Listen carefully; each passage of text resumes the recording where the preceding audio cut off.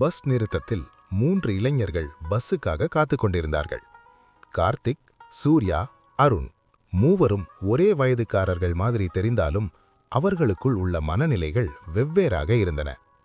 அந்த நேரத்தில் கார்த்திக் தன் மொபைல் போனில் ஒரு வீடியோவை பார்த்து கொண்டிருந்தான். அந்த வீடியோவில் ஒரு இளைஞன் தன் வயதான அப்பாவை கொடூரமாக அடிக்கும் காட்சி. அருணும் சூர்யாவும் தானாகவே அந்த வீடியோவை பார்த்துவிட்டார்கள்.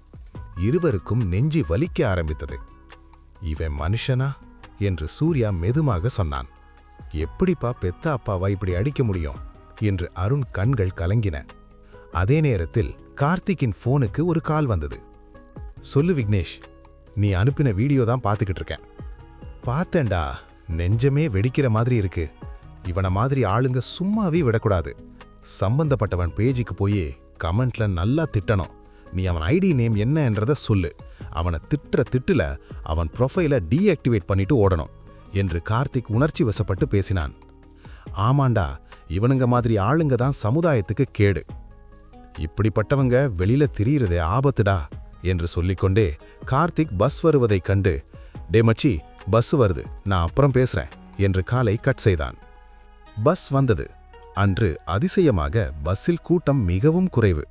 3 பேருக்கும் சீட்டு கிடைத்தது. கார்த்திக் முன்னாடி சீட்டில், அருணும் சூர்யாவும் பின்னாடி சீட்டில் உட்கார்ந்தார்கள். பஸ் நகர ஆரம்பித்த சில நிமிடங்களில் கார்த்திக்கின் போன் மீண்டும் ரிங்குடன் அம்மா என்று போன் ஸ்கிரீனில் பிளிங்க் ஆனது. அவன் எடுத்தான். அடுத்த சில வினாடிகளில் அவன் குரல் மாறியது. எனது டேப்லெட் இல்லையா? போன வாரம்தானே வாங்கி தந்த. அது பிபி மாத்திரையா, சுகரா? சரியா சொல்லி தொலைக்க மாட்டியா? சரியான வர வர உன் தொல்லை தாங்க முடியல. என் உயிர் எடுக்கிறதே உன் வேலையா போச்சு. இப்போ என்னால கொண்டு வர முடியாது. இங்க பாருமா, நான் வர 3 நாள் ஆகும். 3 நாள் டேப்லெட்ஸ் குடிக்கலன்னா நீ ஒன்னும் சாவ மாட்ட. போனை வச்சு தொல்லை பண்ணாத என்று கோபமாக பேசிவிட்டு போனை கட் செய்தான். பின்னாடி உட்கார்ந்திருந்த அருணும் சூர்யாவும் ஒருத்தரை ஒருத்தர் பார்த்து கொண்டார்கள். அதிர்ச்சியில் வார்த்தையே வரவில்லை. அடுத்த ஸ்டாப்பில் கார்த்திக் இறங்கினான்.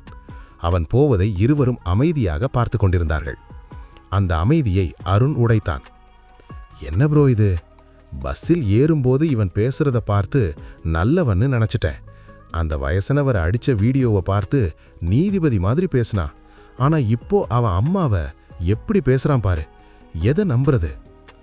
ஏன் பார்வையில அந்த வீடியோல உள்ளவனுக்கும் இவனுக்கும் ஒரு வித்தியாசமும் இல்ல. இரு பக்கம் ஒரே முகம்.